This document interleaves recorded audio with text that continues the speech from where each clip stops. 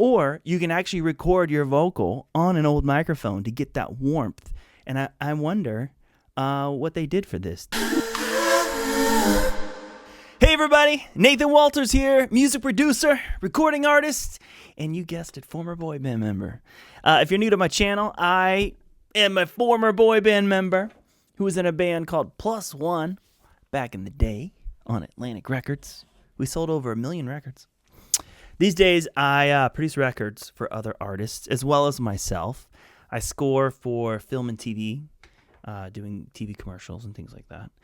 And then lately, I don't know if some of you, if you've been at my channel for a while, I started kind of posting some videos of kind of more insightful, like what I actually love to do at night. And some of that is I just sit down at the piano and I just start playing. And someone said, you should start filming that. So I started doing that. I have a few videos out like that. You should check it out. It's just me playing the piano. The camera's on the piano. You see the hammers going. Anyway, thank you for the comments of those who have checked out the video and have encouraged me to do more. So I'm going to release more of that. So I hope that the purpose for that was just to create some peaceful music so you could sleep or eat dinner or whatever you want to do. Okay. Anyway, today you're watching this video because you like watching my reaction videos. So when I'm not doing all that, I like to do reaction videos. And excuse me, I'm fighting something. Using my tea here, which is also a link in the bio. That's not why I'm doing this, but the best tea you'll ever have, you'll ever taste. I stand by that. It's this Russian tea. It's got like rose petals in it. Oh, it's so great.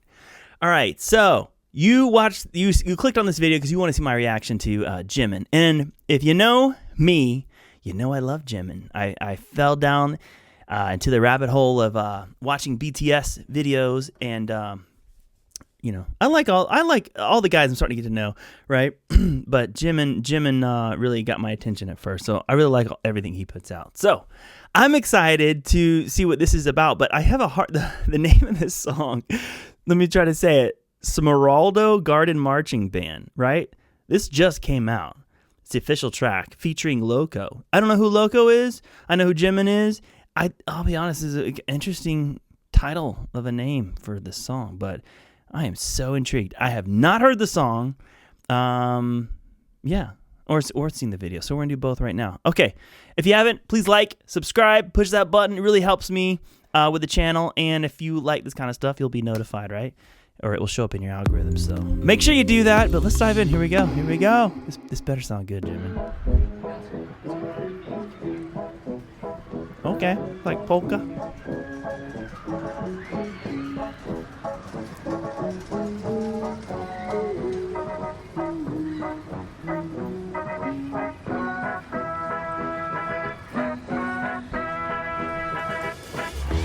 Ladies and gentlemen, welcome to today's show.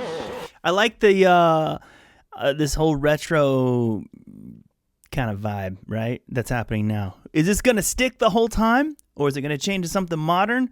I don't know, but let me back it up. I just want to take in visually this band. It reminds me back in my not to talk about Plus One again, but back in my Plus One days, after being a boy band, we morphed into like this Brit rock kind of thing, which is kind of crazy. And when that was happening, I had a keytar on stage because I was a keyboard player. And we were a band. We were touring with rock bands and stuff, you know, like we were former boy band members, I guess, turned into a rock band. Anyway, and so that kind of reminds me of this setup. I had this guy here, he's holding a keyboard, right? But or is that a keytar? I don't think it's a keytar. I don't see the stem that looks like a guitar. But I had a keytar, and I would play that on stage. Man, I wonder if I have any videos. I'm sure there's something somewhere. And that was really fun because at the time, I'm not saying nobody was ever doing it because keytars have been way before I was into music. But at the time, I don't remember looking around and seeing other bands having a keytar in their band. Anyway, that was fun. I just thought of that seeing this, so thought I'd share. Let's fast forward. Let's fast forward where we left off. Here we go. Welcome to today's show.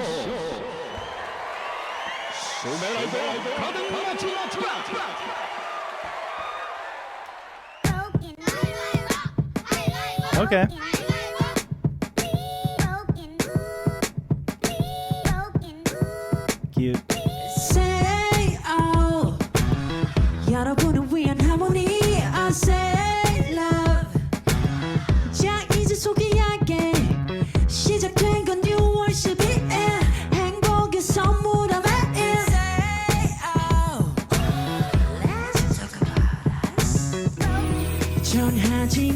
right. That's okay. So the track picked up. It got a little more modern, right? I'll back it up a bit. But it still has this cool retro vibe. And in my headphones here, yeah, you can hear panned left and right some vocals, and it was almost like chipmunky sounding. I don't know if that was actual kids or was that Jimin singing, and they pitched his voice up in a way that sounded like, you know, fun little chipmunk kitty kind of effect. But yeah, it was cute with the kids and hearing that effect. But okay, let's keep going. I hear live drums, live bass, live everything right now. Everything seems live. As far as instruments instead of like programmed keyboards or things like that. So that's cool. I mean, I love live. I love programmed. I'm not saying it's cool because it's live, because I know those guys are out there like, man, I only love live music. I'm not one of those guys. I'm almost the opposite. I produce a lot of not live instruments. But when you hear something like this, it's nice to hear, because it really has a life and warmth of its own when you hear like live drums and all the nuances that happen. Instead of when it's programmed drums, it's like almost predictable because it's the same hi-hat happening, you know, or the same snare. But when it's live, that snare's being hit, but because it's not the same sample or sound being triggered over and over again, it sounds different every time, because it's a real instrument being hit differently at a different angle, you know, not the same place. And so the ear may not know that snare or that hi-hat or whatever is being triggered. It may not know that it sounds different, but the brain picks up on it and just, you know, it just feels different. It has a feel. Let me back this up so I can get back to the song. Here we go.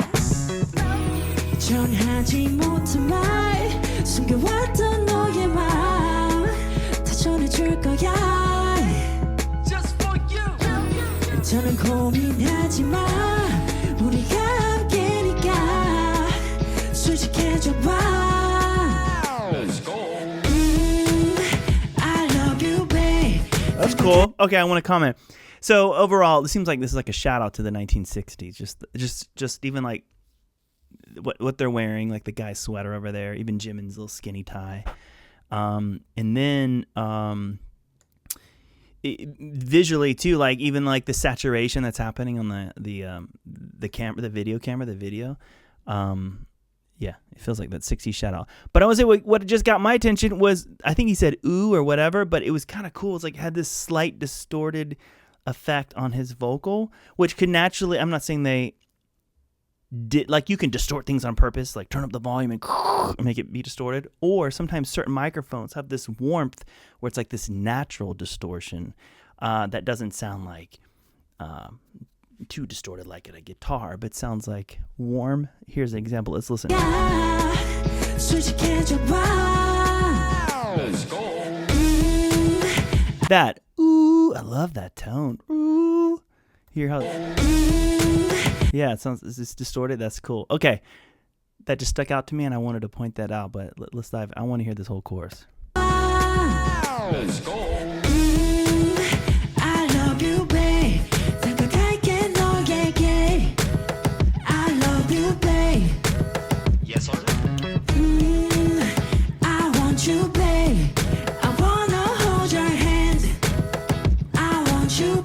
Cool. Okay, let's go. So super simple chorus, right? Ooh, I love you, babe. Is that I Want to Hold Your Hand? I'm not sure. It's for some you hear in the chorus, so I don't remember all of it, but it just the melody's so catchy, and I like that. I'm not a big fan when songs get too wordy, unless it's a great song and it has a storyline that pulls you in. Like sometimes country songs do that. But when it's, you know, a lot of pop songs, of course, they'll lean on the side of non-wordy choruses, because that's the whole vibe of a pop song, very catchy and simple. But sometimes they're not. I was surprised by Standing Next to You. That I've reacted to that video, and Jungkook, and you know, that song was very wordy and took me for a surprise at first, but I liked it. But anyway, This chorus I like. It's very simple, and I like the warmth of his vocals. So I'm interested to see what happens next. What happens next? Oh, Loco. Okay.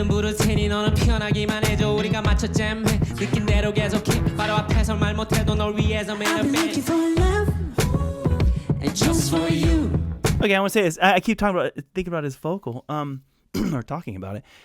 Makes you wonder what kind of microphone he recorded on, because sometimes you can sing something on a very clean modern microphone and get all the high quality nuances in that, and then later you can add any kind of vintage old school effect if you want, and sometimes that works good. Sometimes it sounds like it was added and manipulated later by a computer.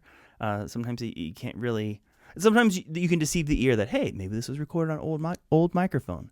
Or you can actually record your vocal on an old microphone to get that warmth. And I wonder what they did for this. Did they use plugins later? Or did he actually record his vocal to get that sound on an old microphone? I don't know that answer, but we'll find out. And just for you. 빨라지는 속도 난 못 멈춰. That bass line's cool.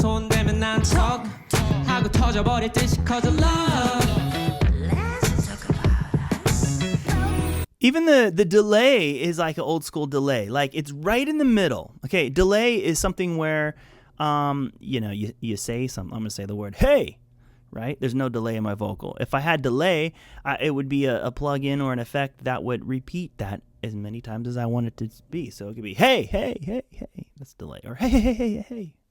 So that's what delay is. So you hear that every now and then, right, on their vocals. And there's a lot of cool delay plugins these days that will make the delay happen in stereo. Where it's like, hey, hey, hey, hey, hey, here, here, here, or everywhere. And it will make it feel like this fun, big, spatial delay. Well, back in the 60s and even older, the delay effects, if you will, would be like mono, like right here in the middle. And I'm hearing that on these tracks. Let's take a listen here. All right, back it up. Here we go. I hear it a little bit on the "Let's Talk About Us." It's like there's some delay. It's happening right in the middle. So that's helping legitimize this whole 1960s shout out, like the warmth of the microphone. All live instruments. I haven't heard any programmed instruments. Okay, and then the vocal delivery recording of it sounds very warm and in the middle. There is some more modern like touch with the backgrounds. I hear the backgrounds vocals are clearer, not as warm and vintage sounding, if you will, as the lead vocal. And so that's probably helping like modernize this vibe. It's obviously a shout out to the 60s, but you don't want to go so 60s that people think, what is this? Is this an old song? Unless you want to. But here it seems like they're doing little modern touches to balance it out and make it something fun to listen to. So here we go.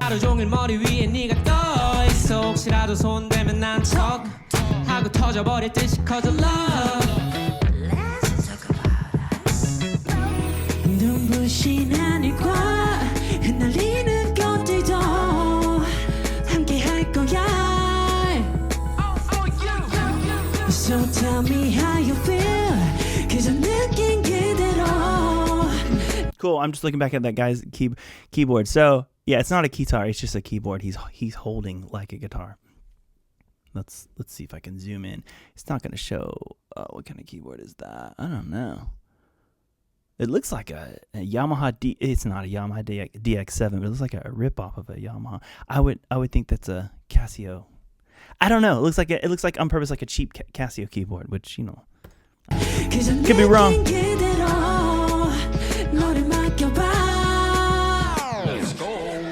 That's cool. Okay, so going back to things that like that they do in this track to modernize it. It's like wow, that pitch down stuff. That's like modern. Like the background vocals are cleaner, and then even those little high pitched chipmunk kind of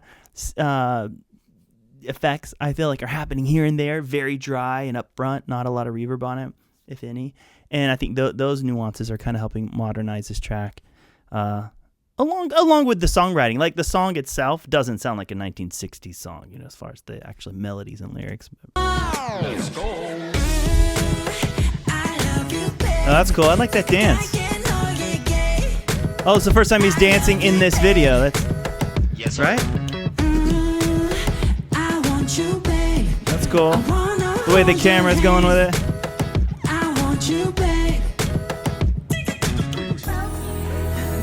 Nice.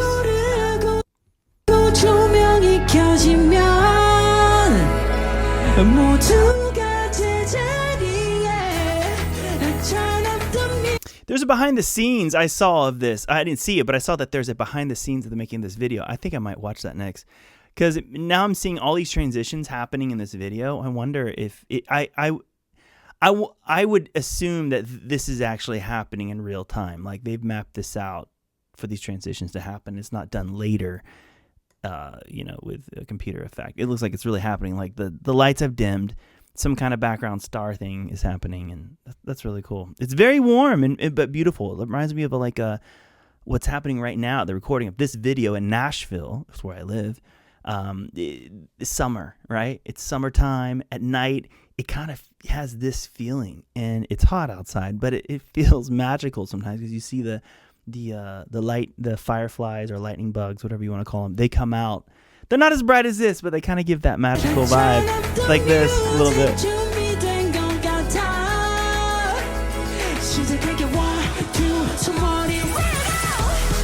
That's cool. Now we're hearing horns in the track, making it come to life, even bigger track, more celebratory.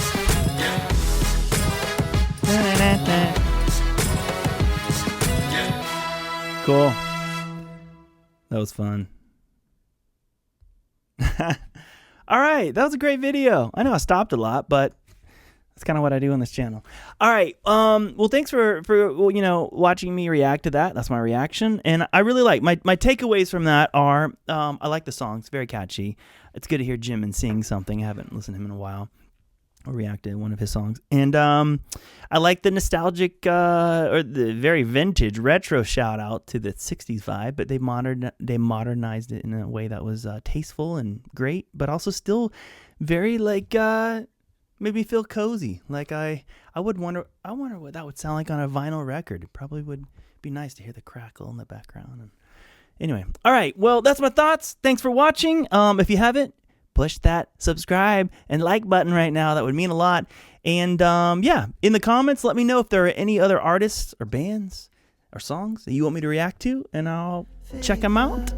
And I'll see you next time. Love you so bad, love you so bad.